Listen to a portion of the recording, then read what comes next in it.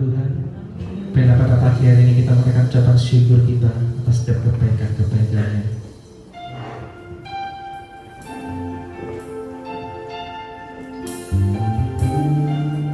Ya Tuhan, ini kerinduan hati kami Tuhan. Ini ucapan syukur kami di depan Engkau Yesus.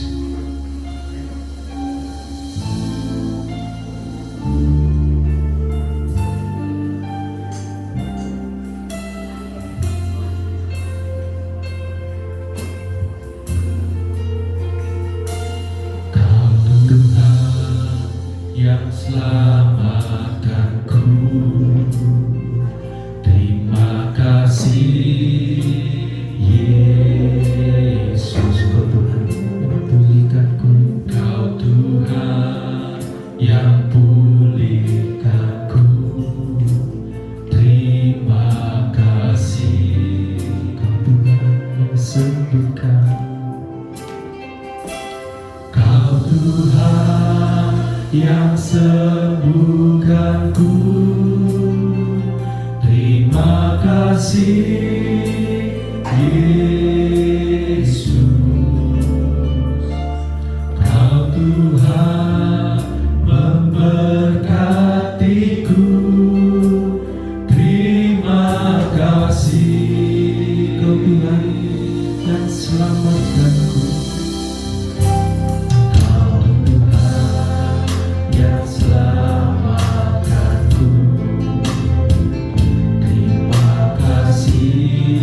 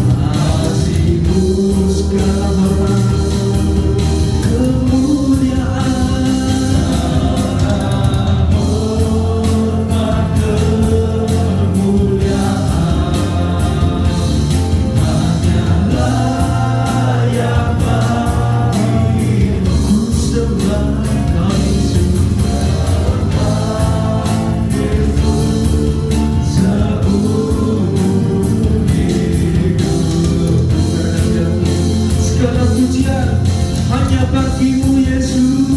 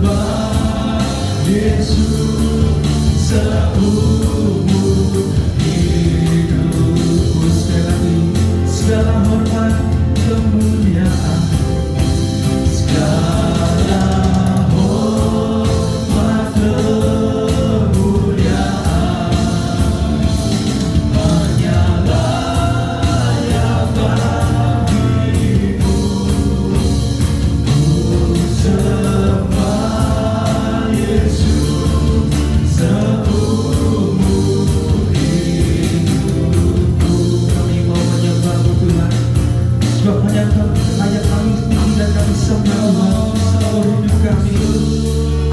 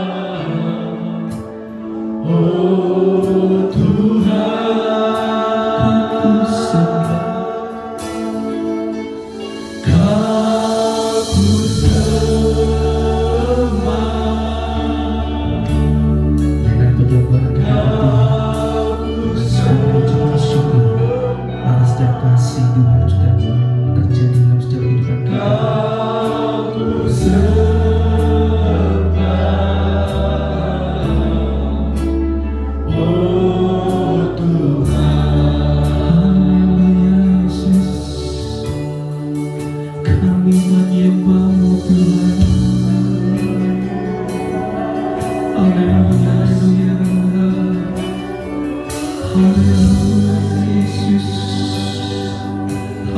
kasih Tuhan, terima kasih Tuhan. Haleluya, haleluya Yesus. Terima kasih Tuhan, terima kasih Yesus. Haleluya. Terima kasih, terima kasih Tuhan atas kasih setiamu. Terima kasih Tuhan atas setiap berkat-berkat Tuhan. Haleluya, haleluya. Kami tinggikan nama-Mu Tuhan, kami agungkan Kau dari segalanya.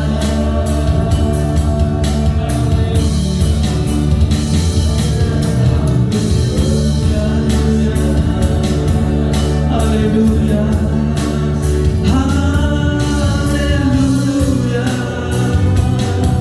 Terpujilah nama-Mu. Ku bersyukur Tuhan, kami bersyukur. Sebab Engkau baik Tuhan. Haleluya.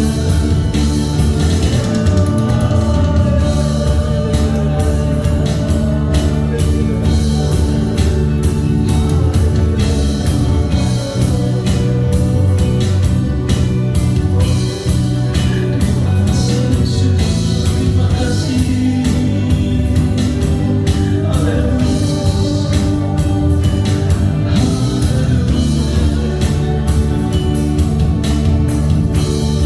Ini kami Tuhan.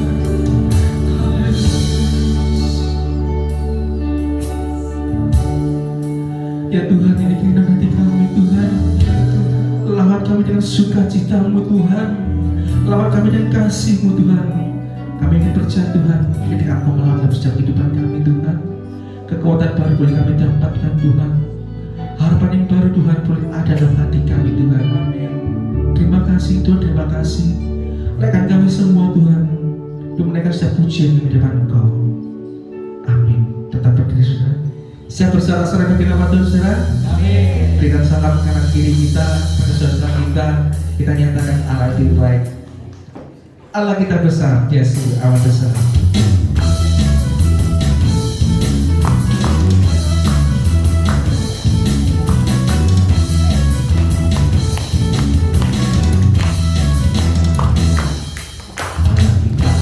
Saja sungguh amat besar. Kuasa besar, yang besar. Sesuatu tercipta, tiada besar.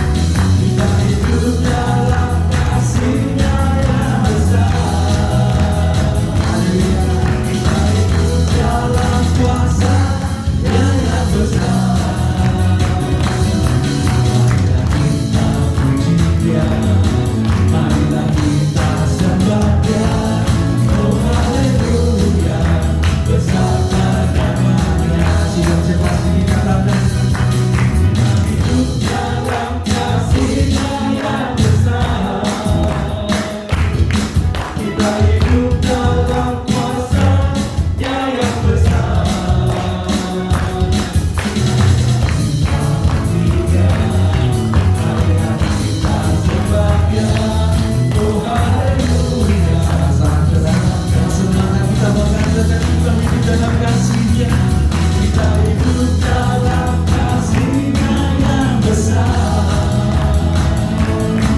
Kita hidup dalam kuasa-Nya yang besar. Kita puji Dia, marilah kita sembah Dia. Oh haleluya, besarkan nama-Nya. Oh haleluya, oh haleluya, besarkan nama-Nya. Sekali lagi. Oh haleluya, besarkan nama-Nya. Haleluya, dengan suara-suara yang buat Tuhan kita, Allah kita sungguh amat besar.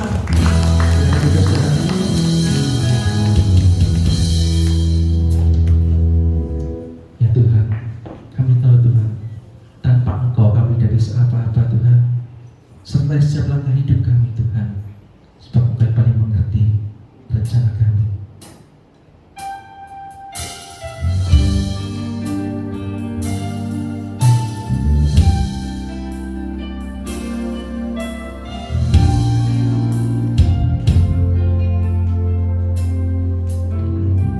Engkau tak takut, ku tak mau berjalan, ku perlu Tuhan, pimpin langkahku dengan kasih karunia-Mu. Pimpin langkahku setiap waktu, berjalan dalam Roh-Mu. Nyatakan Tuhan kemuliaan-Mu, dan berjalanlah denganku. Bilang Kau tak besertaku, Engkau tak besertaku,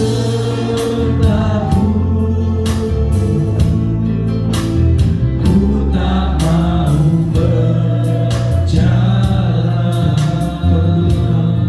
Pemimpin semua hidup kami Tuhan. Pimpin langkahku dengan kasih karunia-Mu. Pimpin langkahku setiap waktu, berjalan dalam Roh-Mu. Nyatakan Tuhan kemuliaan-Mu, dan berjalanlah denganku. Mari kita pakai kertas sekarang saudara. Bila Engkau tak besertaku, ku tak mau berjalan, ku tak mau berjalan. Selalu ini bisa maju ke depan. Pimpin langkahku dengan kasih karunia-Mu. Pimpin langkahku setiap waktu, berjalan dalam Roh-Mu. Nyatakan Tuhan kemuliaan-Mu,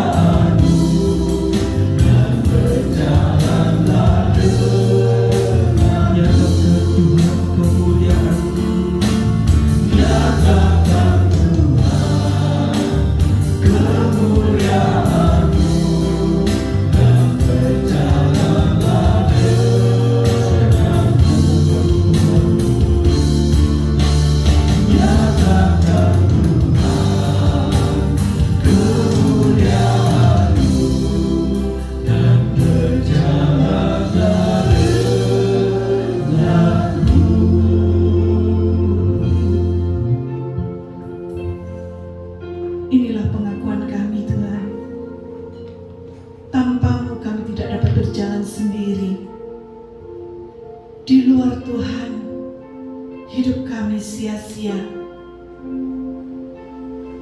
Hidup kami tidak berarti dan akan berakhir dalam kebinasaan kekal. Itu sebabnya Tuhan, kami sadar kami perlu Engkau. Kami perlu Roh Kudus yang menuntun tiap langkah hidup kami, supaya kami berjalan terus pada jalan Tuhan, supaya kami boleh mengerti kehendak Tuhan, dan kami mau melangkah bersama dengan Tuhan.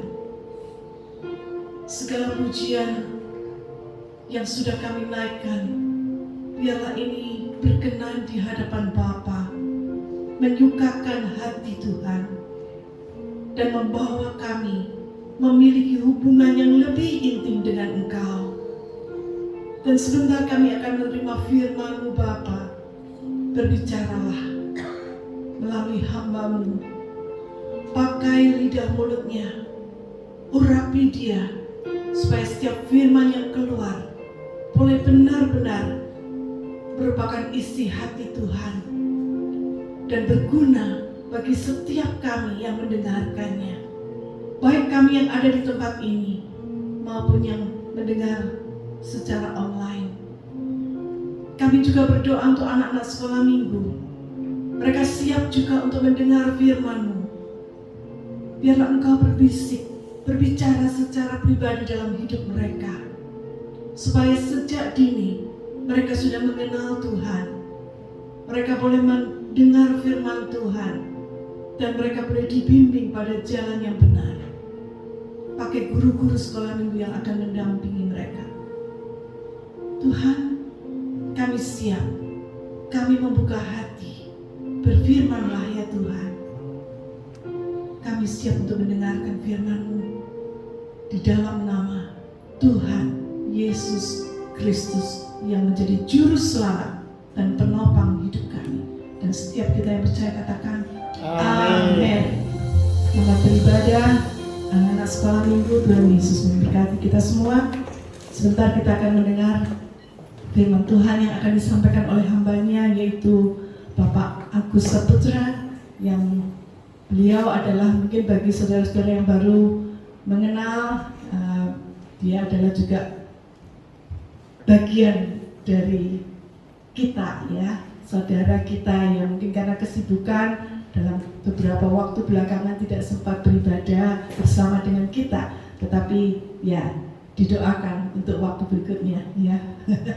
Bisa. Nah, hari ini kita akan mendengar firman Tuhan yang akan disampaikan oleh Bapak Agus. Dan waktu tempat saya berikan.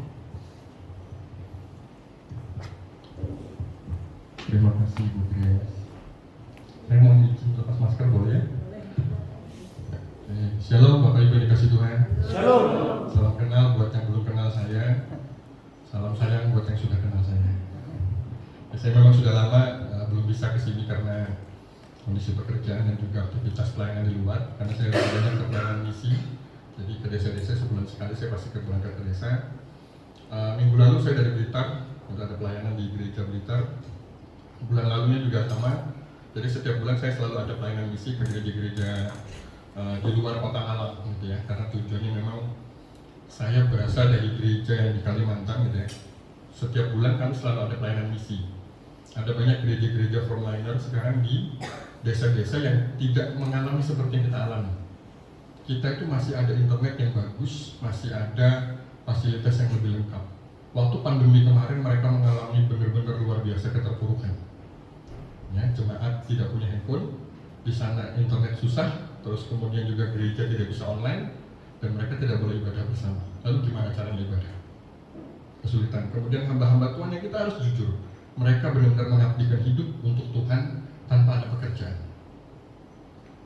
Dan mereka kadang-kadang harus jualan hasil kebun mereka, jualan ubi, jualan daun ubinya untuk menghidupi mereka sehari-hari dari kebun Tuhan. Ketika kita datang, gerejanya tidak terawat, tidak terurus, bahkan ada beberapa gereja yang listriknya dimatikan karena tidak bisa membayar. Kenapa? Tidak ada persembahan yang masuk, tidak ada perpuluhan yang masuk. Hamba Tuhan tidak punya penghasilan karena memang dikhususkan untuk melayani Tuhan saja. Maka itu saya terbeban di sana untuk pelayanan bagi mereka. Nah, hari ini dikasih kesempatan sama Bu Gris, Ibu Gembala kita, untuk saya melayani di sini. Saya sudah pelayanan lama sebenarnya. Dulu main di musik, ya di sana saya biasanya. Tapi karena kondisi pekerjaan dan juga saya masih kuliah, itu jadi berbenturan dengan waktunya. Bahkan saya nanti mohon izin setelah ini saya harus berangkat ke Jakarta lagi, karena pesawat saya dari Surabaya, jadi harus ngejar waktu, packing dan segala macam. Ya, nanti saya mohon izin untuk bisa meninggalkan tempat ini lebih dulu, gitu ya. Nah, beberapa waktu lalu saya tanya sama Bu Gres, temanya apa ya? Oh, kalau tahun ini kita temanya tentang ketaatan, memilih lebih taat kepada Tuhan. Temanya. Terus beliau minta saya untuk temanya bebas saja.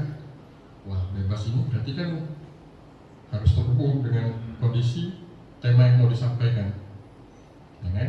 Nah, berbicara tentang ketaatan, Bapak Ibu, pasti berbicara sesuatu yang berlawanan dengan kenyamanan.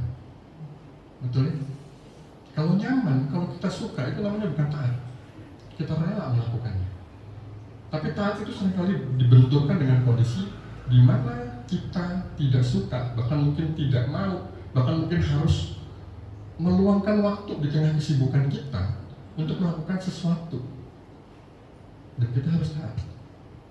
Jadi kalau taat itu atau sesuatu yang kita lakukan hanya bersifat, oh aku senang kok, memang aku suka, memang ada waktunya, memang semuanya oke-oke aja, itu bukan taat. Ya? Jadi ketaatan seringkali benturannya adalah dengan kenyamanan. Ketika kita tidak nyaman, tapi kita harus melakukan sesuatu itu untuk kebaikan atas sebuah perintah, itu ketaatan. Suara apa?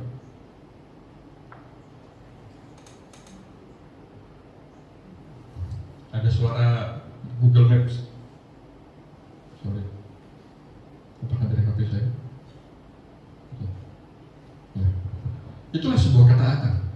Jadi ketika perintah itu diberikan kepada kita, lalu kemudian kita kondisinya tidak baik-baik saja, bahkan kita tidak suka untuk melakukannya, tapi karena ada satu kata, taat, mau dibaca dari kiri T-A-A-T, mau dibaca dari kanan pun T-A-T, nggak ada pilihan lain, taat. Jadi jangan pernah merasa bahwa kalau kita melakukan sesuatu yang menyenangkan itu adalah taat. Tapi ketika kita melakukan sesuatu yang Tuhan minta, kondisinya kita tidak memungkinkan untuk melakukannya, tapi kita tetap melakukan. Contoh gampang di dalam Alkitab, janda di Sarfat hanya punya sedikit gandum dan minyak. Lalu kemudian ada yang kelaparan datang ke tempatnya dia, seorang nabi. Dia berikan nggak?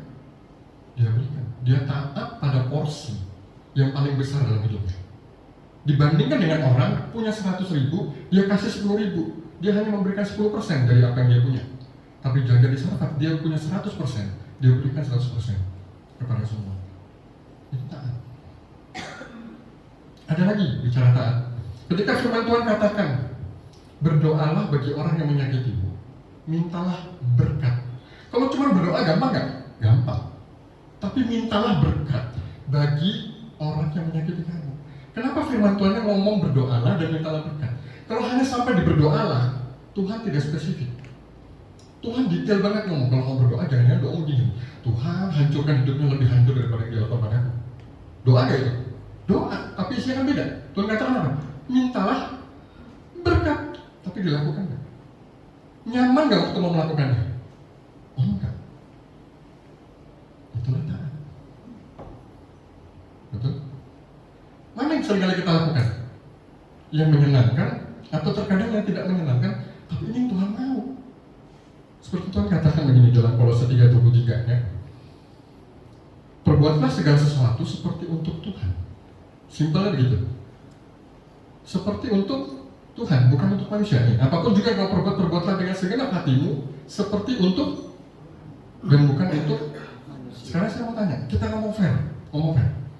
Berapa banyak dari antara kita yang setelah dibaptis terjun dalam dunia pelayanan?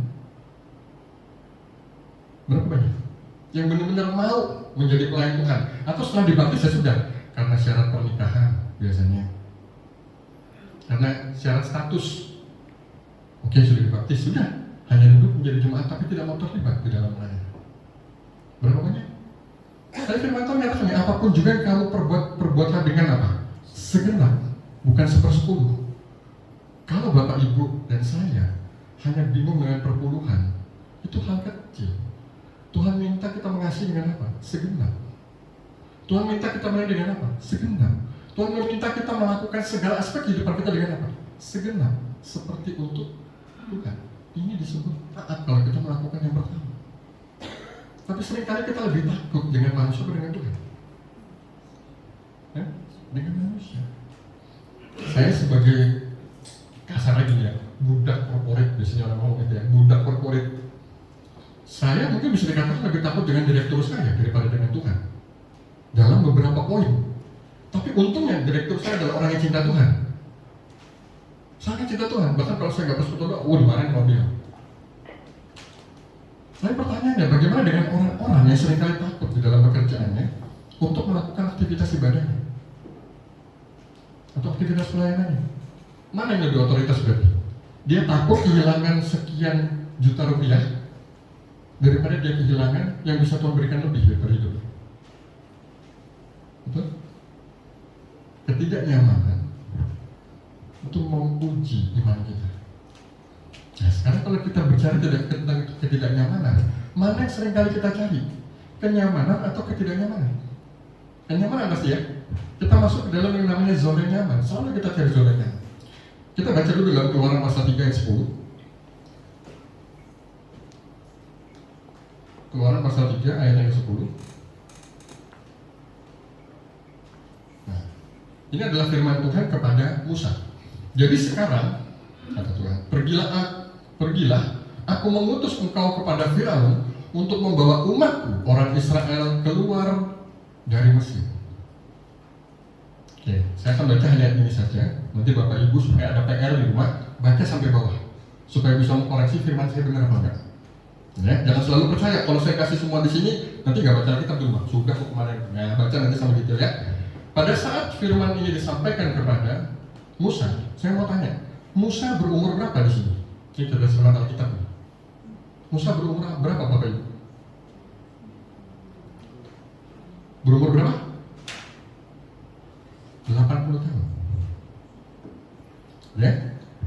Cerita di balik ini, makanya penting kita mengerti background dari sebuah ayat supaya kita dapat makna yang paling dalam daripada ayat tersebut.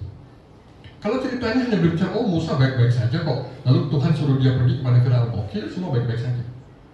Kalau kita tahu siapa Firaun, kalau kita tahu siapa Musa, kita akan mengerti bagaimana kondisi dalam ayat ini. Musa adalah seorang anak Yahudi. Ya, Musa adalah orang Yahudi. Siapa Firaun? Firaun adalah orang Mesir. Mereka bersahabat berdua, Mesir dan Israel bersahabat, Mesir dan Yahudi bersahabat? Oh tidak. Yahudi adalah orang yang diperbudak oleh Mesir. Israel adalah orang yang diperbudak oleh Mesir. Bangsa yang diperbudak oleh Mesir. Lalu kemudian Musa pada masa kecilnya dibuang di Sungai Nil karena pembunuhan anak-anak kecil pada masa itu. Mereka tidak mau ada keturunan Yahudi yang kecil hidup, dibunuh semua oleh orang tuanya Musa. Musa dilemparkan ke Sungai Nil, bukan dilempar ya, ditaruh gitu ya, ditaruh di satu tempat, lalu kemudian dilarutkan di Sungai Nil. Lalu putri kerajaan Mesir waktu itu ada di Sungai Nil. Dia temukan, ada keranjang bayi, dia ambil, dia rawat, lalu kemudian Musa bertumbuh besar sampai dengan usia dia 40 tahun. Musa hidup di Mesir sebagai seorang pangeran, orang Yahudi yang hidup di kerajaan Mesir sebagai seorang pangeran Mesir.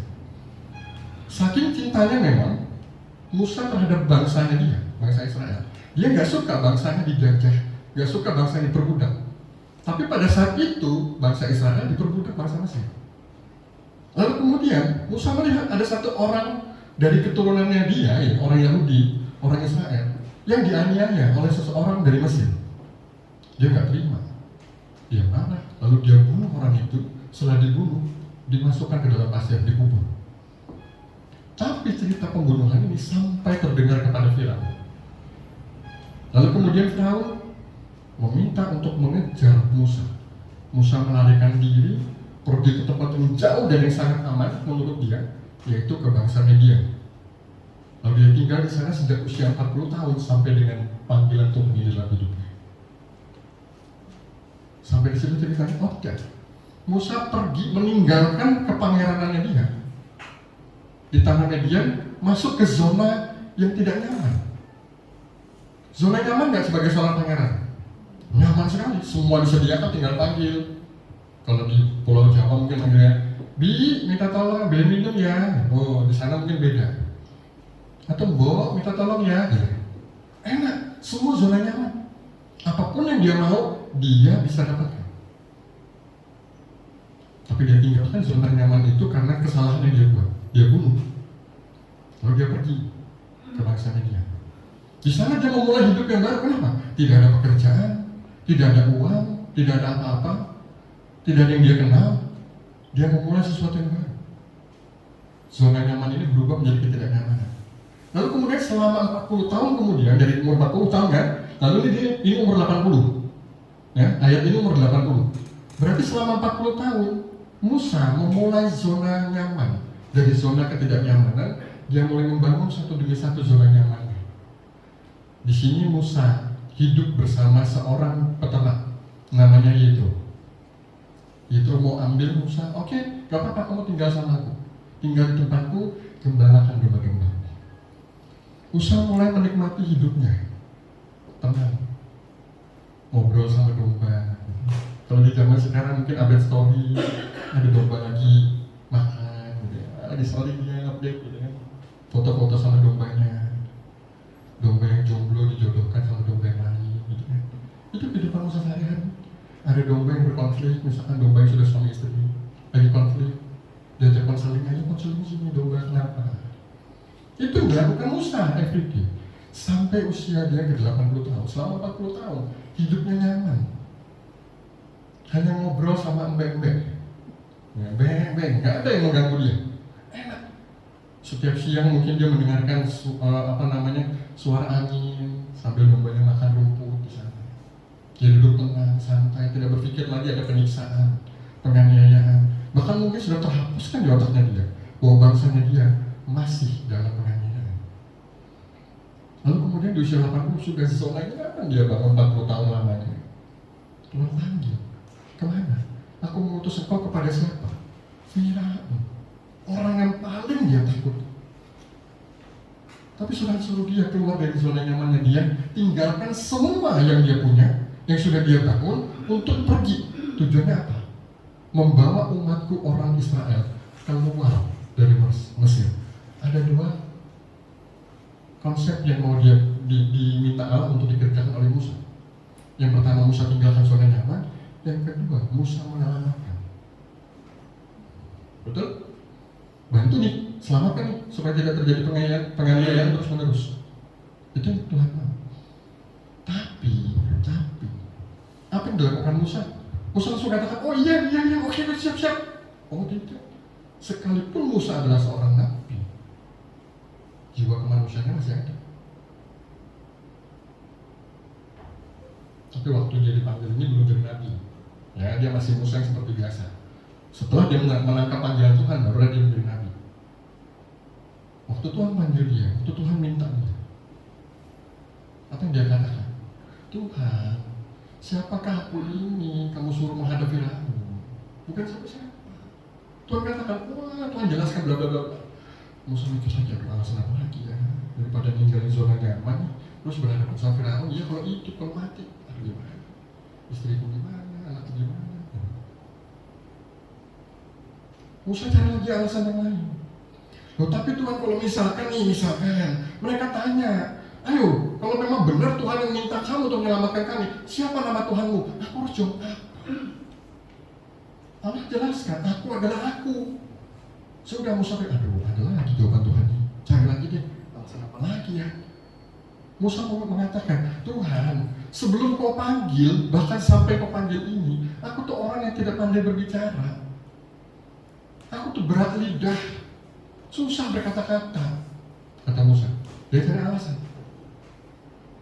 Susah ngomong Tuhan, berkata mereka.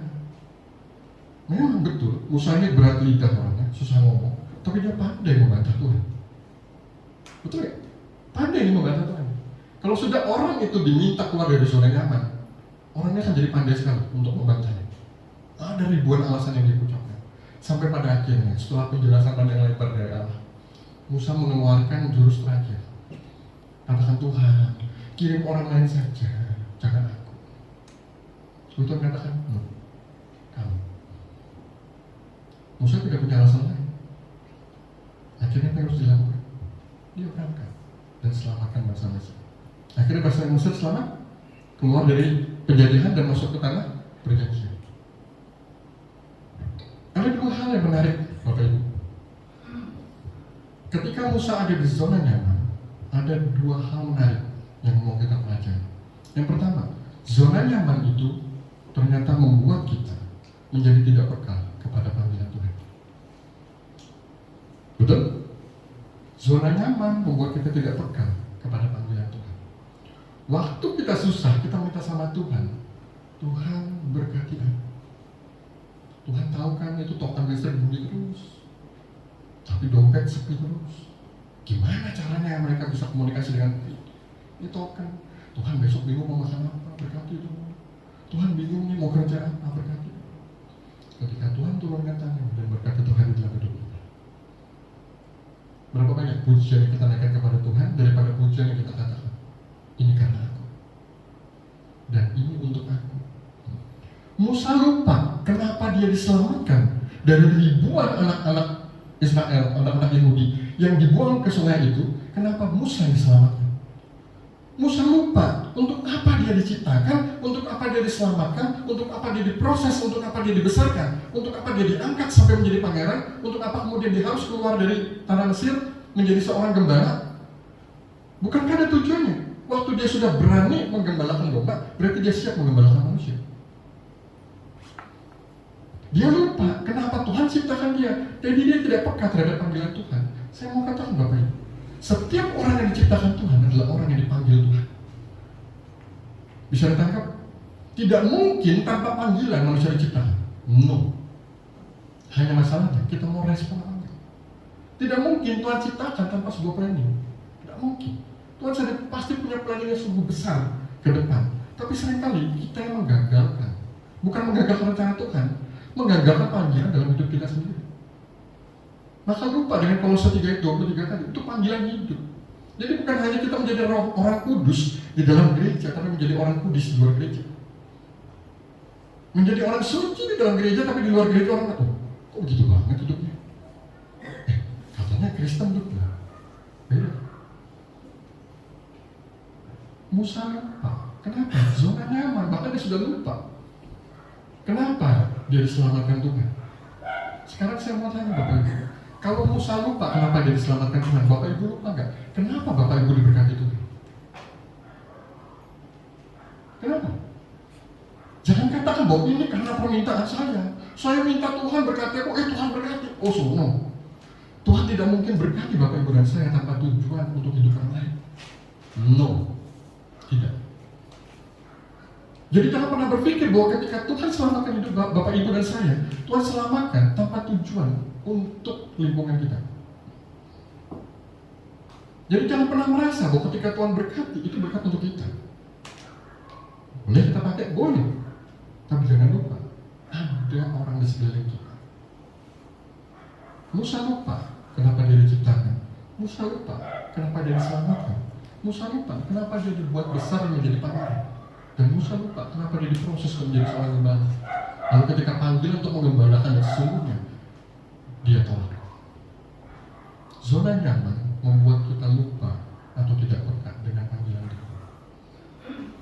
Nah, panggilan Tuhan itu tidak hanya segera menjadi Bapak Ibu gembala seperti Pak Yu dan Bu Kris. Tidak hanya segera menjadi pemain musik di depan sini. Tidak hanya segera menjadi pelayan LCD mungkin, atau pelayan asyir, atau hanya fokus dalam gereja. Tidak.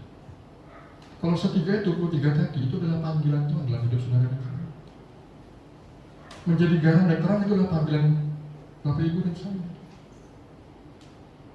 Mengampuni itu adalah panggilan orang-orang seperti kita, orang-orang Kristen yang konsep pengampunannya tidak ada di dalam kitab lain. Bahkan saya beberapa waktu lalu ngobrol dengan salah satu pelayan Tuhan juga. Beliau adalah pembina di Brawijaya, adalah pembina Saya lupa fakultas apa ya. Ada salah satu PMK, dia pembinanya ngobrol. Ini pembina posisi. Saya katakan, dia mengatakan begini. Kalau bicara tentang kasih, kita tuh kalah, Pak Agus, dengan kasihnya orang-orang di luar kita. Di luar kita ini mana dulu nih Pak? Ya yang agama Buddha. Wah mereka lebih jauh begini. Hindunya, wah lebih jauh begini kalau Hindu kasih. Oh sebentar, beda. Bedanya, yang mereka kerjakan untuk kepentingan diri, yang kita kerjakan untuk kemuliaan Tuhan. Itu beda. Waktu kita diminta mengampuni, disertai dengan memberkati. Kalimatnya firman Tuhan begitu kan? Berdoalah dan mintalah berkat. Itu yang tidak ada dalam agama. Coba cari, suruh mengampuni tidak ada. Tapi untuk kepentingan apa? Untuk kepentingan kita supaya apa? Supaya kita dapat surga. Di Kristen enggak? Karena kamu adalah calon penghuni kerajaan surga. Ampun. Beda ya? Kita lebih dulu diselamatkan, maka kita kerjakan keselamatan itu. Mereka tidak, mereka mesti berjuang untuk mendapatkan keselamatan. Kita sudah lebih dulu mendapatkan itu. Makanya karena kita sudah diselamatkan, sudah merasakan lebih dulu kasih itu yang mau kita bagikan. Tapi firman Tuhan kata kerjakan keselamatanmu. Artinya sudah ada nggak keselamatannya? Sudah, tinggal dikerjakan. Dengan cara apa? Firman Tuhan dilakukan day by day, hari demi hari. Tapi ketaatan itu seringkali susah dilakukan. Kenapa? Zona terlalu nyaman membuat kita lupa dengan panggilan Tuhan. Betul? Lupa. Maka tadi saya katakan banyak orang yang sudah selesai dibaptis, tidak mau terlibat di dalam pelayanan Tuhan. Hanya duduk diam. Pokoknya sudah dibaptis ya. Jadi hidupnya hanya untuk mendapatkan lahir baru. Selesai itu tidak membuat orang lain untuk mengalami lahir baru. Yang kedua, zona nyaman seringkali membuat kita lupa atau tuli terhadap jeritan sekeliling kita. Perhatikan Musa. Musa lupa nggak dengan jeritan bangsanya dia? Lupa. Waktu Tuhan panggil ini, berarti satu hal yang besar nggak? Yang harus dia kerjakan. Oh besar, akan ada kebahagiaan besar yang dialami oleh bangsa Israel. Tapi Musa mau terlibat dalam kebahagiaan itu enggak? Karena Musa udah lupa jeritan orang Yahudi yang pernah dia perjuangkan dulu. Sampai dia bunuh orang Mesir karena dia tidak mau bangsanya dijajah seperti itu. Tapi kemudian zona nyaman membuat dia lupa, udah itu udah umur 40, umur 80, umur santai-santai. Seringkali orang lupa ketika Tuhan memberkati dia untuk kau bisa menjadi berkat. Diberkati untuk memberkati. Semakin Tuhan memberkati hidup kita, semakin kita pengen memberkati hidup orang lain. Bukan kita yang memberkati begini, bukan, tapi saluran berkatnya. Jadi salurannya ini, ketika Tuhan kasih di kita banyak, kasih banyak kepada orang lain.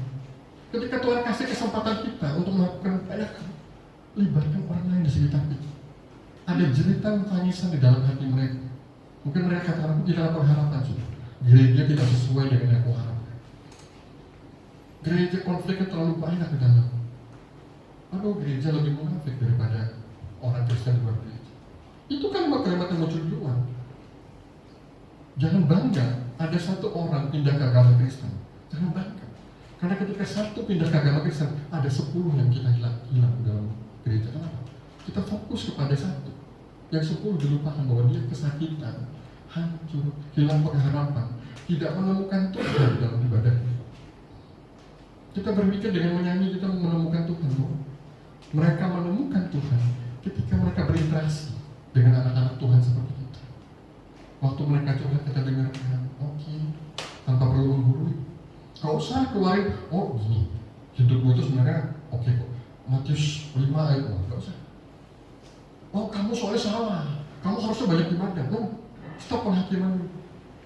Lakukan penerimaan. Kita seringkali terlalu menjadi Tuhan di dalam kehidupan orang. Rasanya kita lupa jeritan mereka itu didengarkan. Waktu Tuhan memberkati hidup kita, sekarang pertanyaannya, mana yang lebih kita dulukan? Saya berpikir dengan melihat, oh kemarin saya ngobrol sama istri saya waktu di mobil gitu. Aku kepikiran di sama anak temanku itu ya 3 orang. Gimana ya kalau misalkan kita ajak dia main ke satu tempat yang mungkin dia nggak pikir bahwa dia bisa main di tempat itu karena biayanya lumayan besar. Gimana ya kalau kita ajak dia makan di satu tempat yang mungkin dia nggak pikir bahwa dia bisa makan di situ karena itu lumayan harga pricey. Kami kepikiran waktu itu, ayo kita kan udah berkasih Tuhan ya, gimana? Boleh nggak ngajak teman saya yang punya anak 3, bapaknya pekerjaannya masih belum jelas, ibunya nggak kerja apa-apa, ya? Bahkan kalau beli barang, belinya barang second buat anaknya, karena memang secara ekonomi masih sangat kurang. Bahkan saya mengatakan sama istri saya, tuh anaknya mau misalkan mau les vokal sama kamu kan, istri saya ngajar vokal, tidak perlu tarik bayaran, itu bagian untuk memberkati hidupnya dia. Kalau suatu saat dia bisa nyanyi, dia bisa menghasilkan uang dari situ, bisa mengubah kondisi keluarganya dia. Kalau mungkin suatu saat dia bisa jadi guru vokal juga, itu bagian kita yang membantu dia sampai di mimpi itu. Jangan tarik bayaran. Kita kepikiran untuk itu, kenapa kita sadar? Kita diberkati untuk apa sih? Bukan untuk membuat kita makin terlihat hebat di mata orang. Justru makin diberkati kita harus makin rendah hati. Ampun Tuhan, aku ini sebaik apa di matamu sampai memberkati sejauh ini. Dan kita harus sadar. Saya harus katakan, belajarlah rendah hati kepada orang lain, tapi rendah diri di hadapan Tuhan. Jangan kebalik ya, jangan rendah hati kepada Tuhan, rendah diri kepada orang. Jangan dibalik. Rendah dirinya kepada Tuhan. Kita selalu mengatakan Tuhan, anakku ini sebaik apa sampai memberkati kayak gitu. Banyak dosaku, banyak hancurku, banyak bobrok. Ya Tuhan berkati. Dan Tuhan katakan, kalau kamu kuciptakan, berarti kamu kupanggil untuk menjadi bagian daripada pelayanan.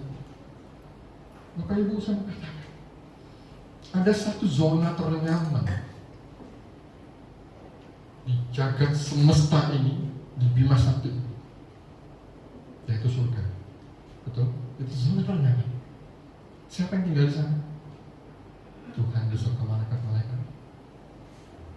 Tapi saya mau katakan, tidak akan pernah ada cerita salib kalau Tuhan tidak mau tinggalkan zona nyaman itu, hanya untuk membuat Bapak, Ibu, dan saya memulihkan hubungan kembali dengan Dia. Betul?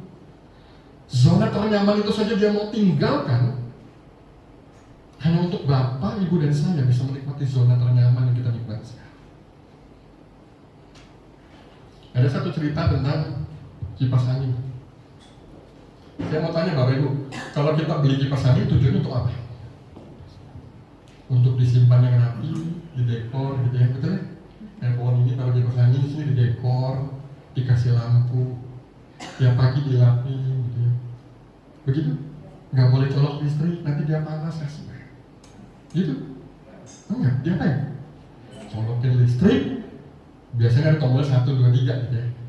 Kalau nggak terlalu panas, kita mungkin pencet 1 cukup kerja. Kalau agak panas 2, jadi biar lebih kenceng. Kalau panas banget 3, wah ya gini, terus sambil ditoleh-tolehkan lagi gitu kan. Kipas angin ini kerja keras gak? Kerja Rodi ini. Suatu kali mungkin kipas angin ini curhat sama saya. Aku nanti kalau ke khotbah sampaikan dong ke jemaat GBTK. Kalau pakai saya jangan langsung 3, dari 1 dulu. Biar saya tuh kerja pelan-pelan dulu, baru naik. Kadang-kadang jemaatnya Bapak Ibu pencet langsung 3. Tolong dong. Lalu kemudian ada satu orang yang datang. Wah, kebiasaan manusia sekarang gak bagus ya. Pakai kipas angin langsung 3 pencetnya. Gak bertahap dulu. Aku mau beli kipas angin dan aku mau merawat dia dengan baik. Datang dia ke toko, masuk ke toko hartono. Dan kipas angin, wah kipas angin pada ngobrol. Aduh, ada yang datang lagi mau beli kita nih. Kerja Rodi lagi kita nih. Lalu kemudian orang yang mau beli ini ngomong, oh tenang, jangan khawatir, aku beda sama manusia lainnya. Aku mau beli kamu, aku mau rawat kamu dengan baik. Dibelilah dia. Lalu dalam perjalanan, kipas angin ngomong, aku gak percaya sama kamu deh. Kayaknya sama kamu dengan yang lainnya. Aku dibuat kerja Rodi. Orang ini kata, oh tidak, kamu harus percaya sama aku, kamu akan rawat dengan baik.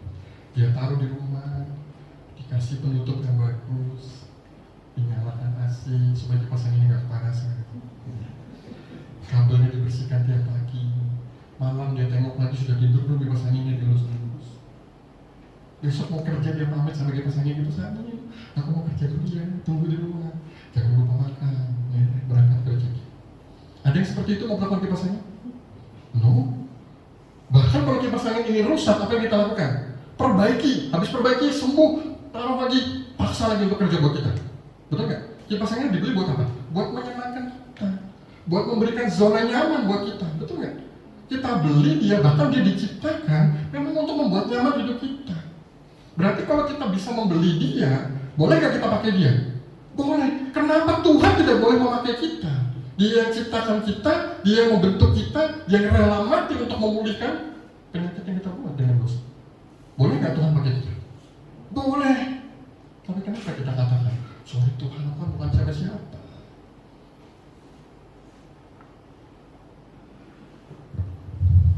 Apa bedanya? Kipas angin yang dipakai manusia dengan kita yang dipakai Tuhan. Tahu perbedaannya nggak? Bedanya begini. Kalau kipas angin makin lama dipakai, makin rusak, makin haus. Kalau sudah rusak, apa yang kita lakukan? Tendang, buang, jual, beli baru. Betul? Tahu nggak Bapak? Bahwa ketika Tuhan panggil Bapak, Ibu, dan saya menjadi alat kerajaannya, kita tidak akan pernah haus. Makin hari kita akan makin naik, makin bertumbuh, makin luar biasa. Itu bedanya. Kenapa? Waktu Tuhan mau pakai kita, dia tidak pakai hanya untuk membelimu lalu kemudian merusakmu. Dia memakaimu sebelumnya, dia akan perlengkapi. Dia kasih kita talenta, betul? Saya yakin semua tidak mungkin tidak ada talentanya. Kita hanya berpikir talenta itu adalah tentang musik, tentang menyanyi. Padahal nyapu itu talenta loh. Tidak semua orang bisa nyapu dengan baik. Tidak semua orang bisa sabar nyapu dengan baik. Makanya cleaning service itu adalah orang bertalenta. Saya kalau disuruh nyapu kayak dia di mall lagi gitu ya. Wah itu 8 jam kerja. Nyapu keliling, ada kotor dikit dia bersihkan. Saya nggak sarankan, waduh gini pakai vakum aja. Tidak semua orang bisa mengiris bawang dengan baik. Itu butuh talenta. Tidak semua orang bisa mengerjakan akuntansi dengan baik. Itu butuh talenta. Tidak semua orang bisa jadi dokter kan? Itu juga talenta. Tidak semua orang bisa naik motor dengan cara yang baik. Itu juga talenta. Memang bisa diasah. Tidak semua orang bisa main basket. Tidak semua orang bisa main sepak bola. Artinya talenta itu tidak hanya bicara tentang musik dan nyanyi. Semua yang dititipkan Tuhan dalam hidup kita itu ada talenta yang Tuhan titipkan dalam hidup kita. So, kalau Tuhan mau pakai, kenapa enggak? Dia sudah bayar kita lunas di kayu salib. Dia mau pakai kita kapanpun, kita katakan, yes, aku siap. Dia mau panggil kita kapan? Bukan panggilan balik ke alamnya, ya bukan. Maksudnya, dipanggil untuk melayani Tuhan. Kita katakan, ya aku siap. Bukan seperti Musa, sulit untuk meninggalkan zona nyaman, akhirnya berbantah-bantahan dengan Tuhan. Kalau dia mau tinggalkan zona nyamannya itu dari surga sana, hanya untuk memulihkan hubungan Bapak, Ibu, dan saya dengan Tuhan, yang semua perbuatan baik kita tidak akan pernah bisa memulihkan hubungan itu. Karena saya mau katakan, ketika tangan kita kotor, kita mau pegang apapun, akhirnya kotor nggak? Kotor. Maka segala perbuatan baik dari hidup yang kotor ini tidak akan pernah baik hasilnya. Selalu ada kotor di dalam. Maka Tuhan sadar tidak mungkin perbuatan baikmu itu bisa membuat kerajaan surga terbuka. Hanya aku, sang pemilik kerajaan surga ini, yang bisa membuatmu masuk atau tidak. Maka dia lakukan apa? Dia turun untuk mengajarkan kita arti hidup sesungguhnya. Dia turun untuk mengajarkan kita arti menjadi dampak bagi dunia. Dia turun dari zona nyamannya dia untuk memulihkan hubungan saudara dan saya, kembali kepada hubungan dengan Tuhan. Nah, apa hubungan dengan taat? Jangan pernah berkata modal percaya masuk surga. Saya tidak penganut ajaran itu, karena iblis pun percaya Yesus itu Tuhan. Betul? Iblis pun percaya bahwa Yesus itu adalah Tuhan. Jangan modal percaya, tapi apa yang membedakan antara iblis dan kita? Ketundukan terhadap firman Tuhan. Itu yang tidak bisa dilakukan oleh iblis, dan itu yang bisa kita lakukan. Betul? So, tahun ini bukan hanya sebuah tema memilih untuk menaati Allah. Bukan tema selama setahun, selama tahun depan ganti temanya ketaatan ini kemudian berubah. Tahun ini mengingatkan kembali bahwa ketidaktaatan kita harus segera dirubah untuk menjadi taat. Mulai hidup dengan aspek kehidupan kita yang kita jalani sehari-hari, hidup berdasarkan firman. Ada yang melukai, doakan. Ada yang memfitnah, doakan. Ada yang menghancurkan, doakan. Ada yang melukai, doakan dia. Minta berkat buat dia. Ada hal-hal yang tidak beres di luar, bereskan. Ada orang yang butuh pertolongan, ulurkan tangan kita. Bukan hanya sekedar ngasih uangnya. Kalau buat saya, kasih dia keterampilan supaya dia bisa menghidupi dirinya sendiri tanpa kita. Kerjakan. Sekarang apa yang belum beres dalam hati kita? Mungkin pengampunan. Ayo sekarang kita mau taat, bereskan. Jangan di zona nyaman dengan kebencian. Ada orang yang sudah nyaman dengan ketidaknyamanan. Betul ya? Saya dulu naik motor, sepeda motor Supra. Sepeda motor saya ini berasap. Nah, ngumpul dia kayak kebakaran dari belakang. Saya nyaman dengan motor itu, kenapa? Karena nggak punya uang untuk memperbaikinya waktu itu. Karena nggak punya uang 1 hari, 2 hari, 3 hari. Saya hari kelima masih nggak enak dengan tetangga, dengan orang-orang di jalan. Hari ke-6 udah mulai nyaman. Hari ke-7, 8, 9, nggak ada yang komplain, nyaman-nyaman aja. Berarti motor saya baik-baik saja. Saya nyaman dengan ketidaknyamanan itu. Mungkin kita juga hidup dalam itu. Kita nyaman dalam ketidaknyamanan yang sebenarnya sudah menghancurkan hidup kita perlahan-lahan. Kebencian, kemalasan, suka menunda-nunda banyak hal. Tuhan kasih kita kepercayaan, seringkali kita abaikan. Tuhan kasih kita kepercayaan untuk kuliahnya nggak baik-baik saja. Untuk sudah lulus semua ya, dan ada 1-2 yang masih berjuang. Itu kepercayaan yang Tuhan kasih, selesaikan dengan cara yang sempurna. Terkadang kita nggak perlu muncul dengan prestasi yang paling tinggi. Yang paling tidak kita bisa menjadi inspirasi buat orang lain. Bahwa di tengah keterbatasan kita bisa lulus, kita bisa jujur, kita bisa bekerja dengan baik.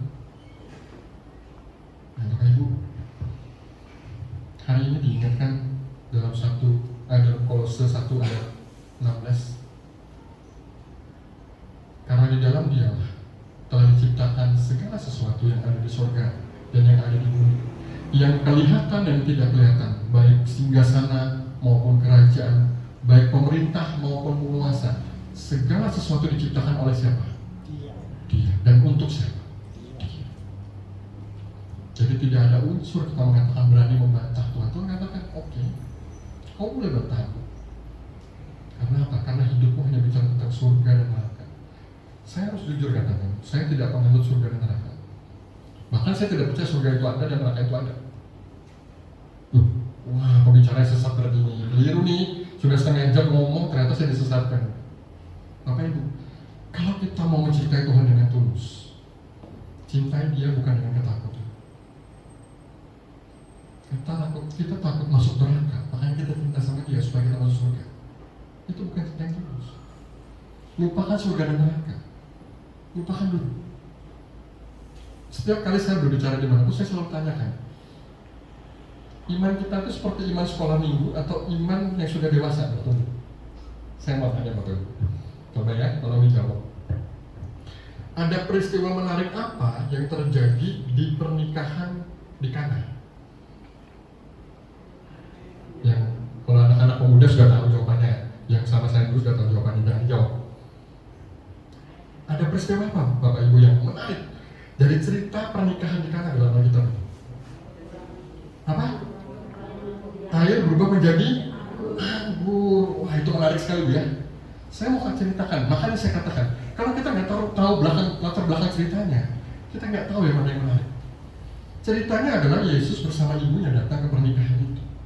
Lalu kemudian anggurnya habis. Ibu Yesus ngomong sama Yesus, nah, akhirnya anggur mereka habis. Yesus katakan apa? Belum waktuku. Lalu kemudian dirayu lagi sama ibunya, akhirnya dia mau lakukan. Saya mau tanya, kenapa yang menarik adalah air menjadi anggur? Padahal yang menarik adalah Yesus mau datang ke pernikahan itu, maka mujizat terjadi. Kalau Yesus gak datang, terjadi gak air berubah jadi anggur? Tidak. Tapi kenapa yang menarik adalah mujizatnya, bukan Yesusnya. Betul? Itulah janji surga dan neraka. Kenapa yang menarik surganya, bukan Yesusnya? Saya mau katakan, bersama Yesus itu adalah surga sesungguhnya. Karena kau tidak lagi butuh mujizat ketika kau sudah bersama Yesus. Bisa dikatakan kau tidak? Ya. Yang menarik adalah, pertama, Yesus mau datang ke pernikahan itu. Itu adalah yang menarik. Yang kedua adalah, Yesus mau mengubah air menjadi anggur. Itu yang menarik yang kedua. Kalau air berubah menjadi anggur, itu bonus daripada kehadiran Yesus, bonus daripada kecintaan Yesus untuk melakukan sesuatu atas hidup saudara dan saya, Bapak Ibu dan saya. So Bapak Ibu, tidak ada alasan, diciptakan oleh Dia, hanya untuk Dia. Jadi apa alasan kita untuk tidak taat? Kesombongan. Kita merasa yang kita miliki adalah pencapaian kita. Kita merasa apa yang sudah Tuhan berikan kepada kita memang betul-betul itu adalah hak kita. Karena kita merasa semua yang kita punya itu memang hasil dari kerja keras kita, bukan hasil daripada anugerah Tuhan. Saya mau tanya, lebih keras mana kerjanya yang manggul beras di pasar? Wah, cuma dibayar 2.000 rupiah satu kali panggulan. Lebih keras mana kerjanya? Dengan kita mungkin ada di kantor AC, ada waitress tinggal panggil, Bang, minta tolong belikan makannya, Bang, minta tolong belikan minumnya, minta tolong bikin kopi ya. Mana yang lebih keras kerjanya? Dia lebih keras. Kalau kita bicara mana yang lebih berbahaya, kita mendengar beberapa waktu lalu kabar ada orang yang kerja di salah satu tambang lalu mati terbakar di sana. Kalau kita lihat videonya, seram sekali. Bahkan di pengolahan apa itu namanya besi ya, biji besi, bauksit dan segala macam, itu api yang panasnya ribuan derajat. Wah, dia pakai tangan, luar biasa. Saya kira, wah ini lebih hebat daripada saya. Mana yang lebih keras kerja? Bukan.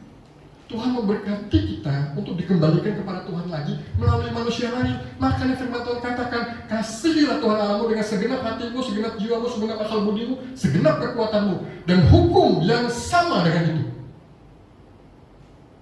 Bukan tingkatnya di bawah, sama. Kasihilah sesama manusia seperti dirimu sendiri. Tapi ayat ini belum lengkap. Ada satu ayat lagi yang lengkap. Firman Tuhan katakan begini, kamu mengatakan kamu mengasihi aku, tapi kamu membenci saudara. Kamu berdusta. Mana mungkin kamu bisa mengasihi aku yang tidak terlihat, tapi kamu membenci saudaramu yang terlihat. Artinya hukum kasih itu tidak hanya bicara bagaimana cara kamu mengasihi Tuhan yang terlihat. Simpel, kasih sesama manusia. Itu adalah cara mengasihi Tuhan. Mau taat di situ? Waktu kamu taat mengasihi sesama manusia, engkau sudah mengasihi Tuhan. Waktu memang fokus pelayanan kita adalah membuat manusia lain memiliki pengharapan, engkau sudah mengasihi itu, engkau sudah mengerjakan untuk Dia. Waktu segala sesuatu yang Tuhan percayakan pada kita, kita kerjakan untuk membuat manusia lain hidupnya lebih baik daripada sebelumnya. Itu yang kita kerjakan buat Tuhan. Jadi jangan membuat ilusi bahwa ketika kita menyembah begini, Tuhan disenangkan. No, tapi ketika kita menyembah begini, ada orang lagi kesulitan, ayo. Ini penyembahan sesungguhnya kan buat Tuhan. Karena penyembahan ini hanya sampai kepada psikologis kita. Apakah sampai di hati Tuhan? Sampai. Tapi Tuhan katakan, bagus, pujianmu keren. Tapi buatlah manusia lain memujiku dengan cara hidupmu. Buatlah manusia lain memujiku dengan sikap hidupmu. Itu yang sesungguhnya. Mau taat di situ? Mau kerjakan itu? Mau keluar dari zona nyaman kebencian? Lalu kemudian menjadi orang yang sangat mencintai orang lain? Bahkan mengatakan, kamu pernah menyakitiku. Ya, it's okay. Seperti Yusuf katakan, engkau mereka-rekakan yang jahat, tetapi Allah mereka-rekakan yang baik. Jadi apa yang dilakukan dalam hidup kita tidak mengubah cinta Tuhan terhadap kita. Tapi apa yang kita lakukan kepada Dia, itu yang mengubah cinta Tuhan kepada kita. Bisa dipahami dari itu.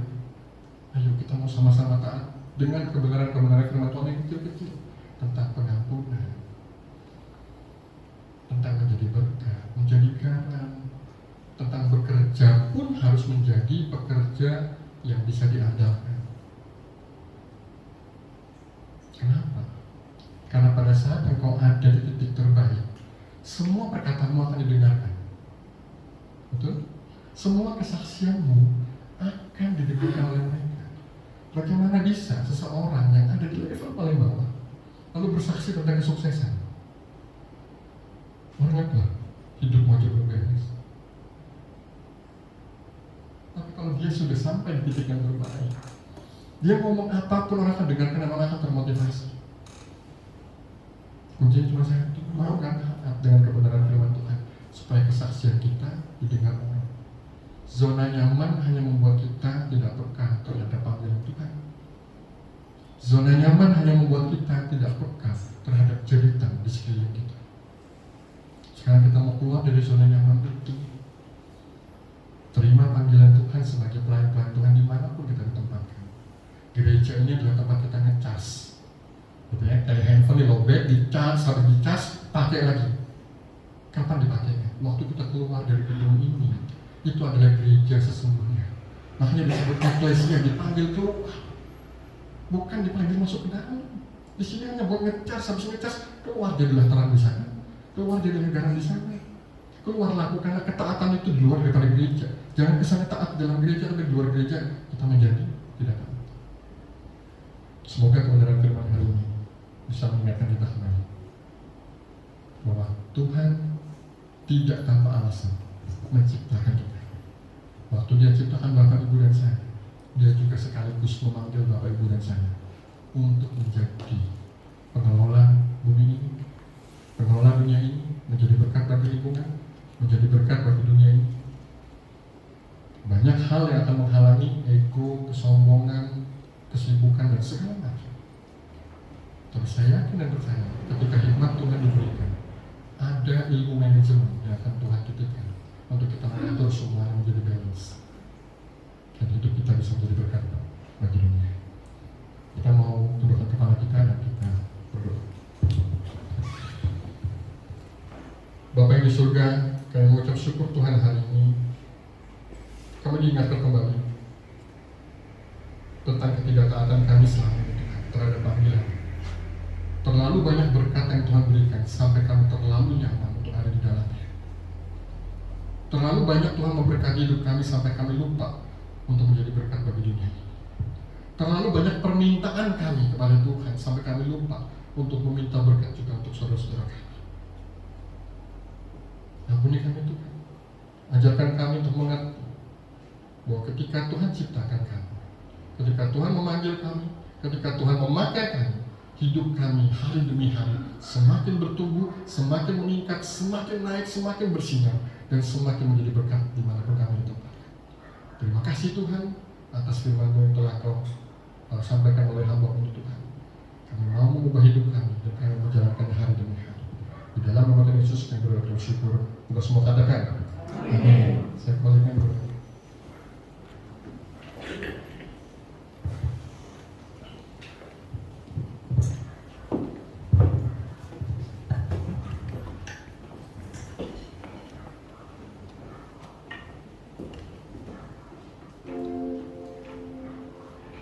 Atas nama jemaat kami mengucapkan terima kasih pada Bapak Agus atas pelayanannya pada pagi hari ini.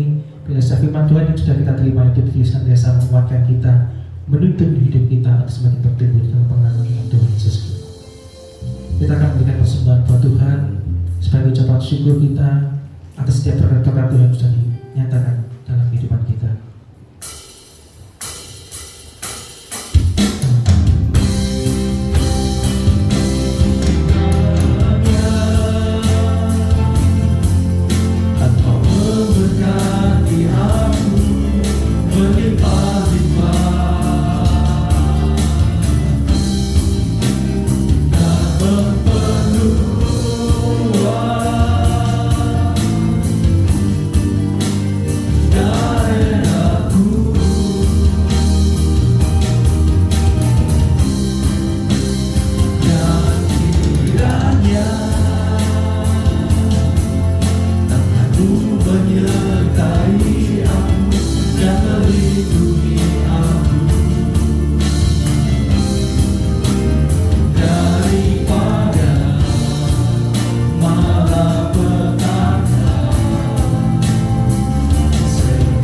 God.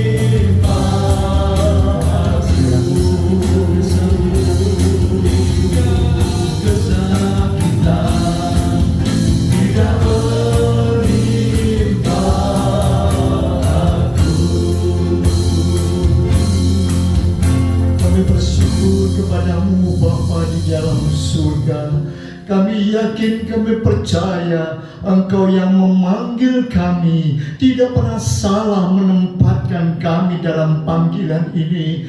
Kami yakin, kami percaya setiap anugerah yang Tuhan berikan dalam hidup kami mempunyai tujuan dan mempunyai maksud yang Tuhan sudah tetapkan dalam hidup kami. Kami percaya setiap berkat, setiap talenta, setiap kemampuan, apapun yang Tuhan berikan, kami yakin Tuhan menginginkan agar kami boleh mempermuliakan Tuhan dalam semuanya. Itu sebab Tuhan pagi hari ini kami membawa hati kami membawa kehidupan kami membawa persembahan kami. Terimalah Bapa sebagai wakil dari kehidupan kami, karena kami mau menyerahkan semua yang terbaik seluruhnya kepada tangan-Mu. Terima kasih Bapa, pakai akan para pengurus, pakai Tuhan semua pelayan-pelayan, agar Tuhan memakai mereka untuk bisa memuliakan Engkau. Terima kasih Bapa, terima kasih. Saat ini juga Tuhan kami bersyukur untuk Tuhan firman-Mu yang Tuhan sudah bagikan kepada kami. Ajarkan kami Tuhan untuk memilih lebih taat. Itu sebab Tuhan, sehingga kami boleh meninggalkan zona-zona nyaman kami. Kami boleh Tuhan tidak lagi hanya mau tinggal dalam situasi yang menyenangkan saja, tapi Tuhan, ketika Tuhan utus, ketika Tuhan kehendaki kami mau melakukannya, kami juga mau memperhatikan orang-orang lain. Itu sebabnya kami berdoa untuk saudara kami yang saat ini, oh Tuhan, memerlukan dukungan doa. Mereka yang saat ini sedang bergumul dengan kesehatannya. Kami teringat untuk Ibu Susi, kami teringat untuk saudara kami Bejan. Kami juga berdoa Tuhan untuk saudara kami yang saat ini sedang mau Tuhan menghadapi pergumulan-pergumulan. Kami yakin, percaya Tuhan tidak pernah tinggalkan mereka. Tuhan menjamah kehidupan mereka dan Tuhan memberikan yang terbaik bagi kehidupan mereka. Terima kasih Bapak, terima kasih. Kami teringat saudara kami yang tidak sempat beribadah pagi hari ini.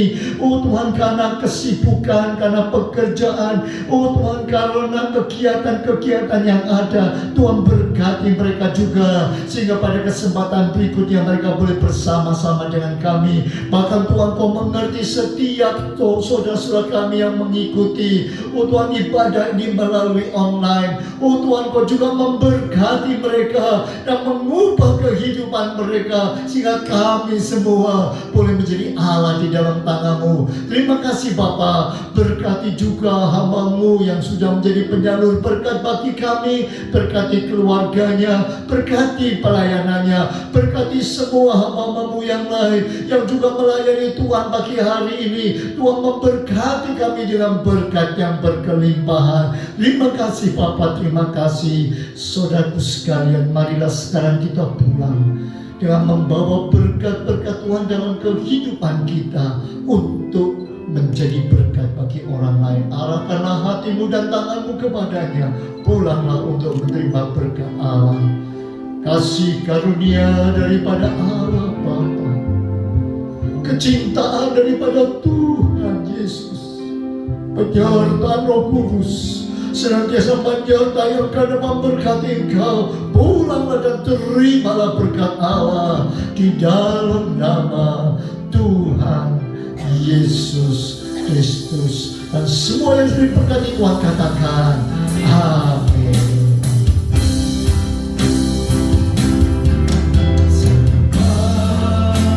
Tuhan melindungi, Tuhan menyinari dengan wajah-Nya, memberi kasih karunia, damai sejahtera. Tuhan Yesus sekali lagi kenalkan, oh Tuhan Tuhan melindungi, Tuhan menyinari dengan wajah-Nya,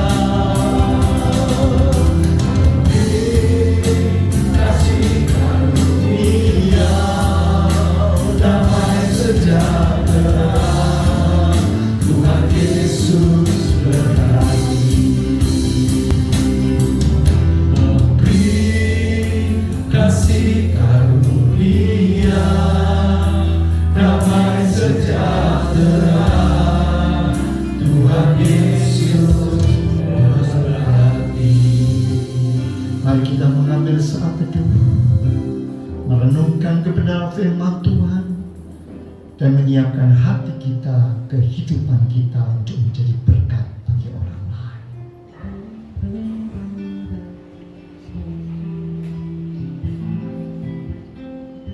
Saat itu selesai.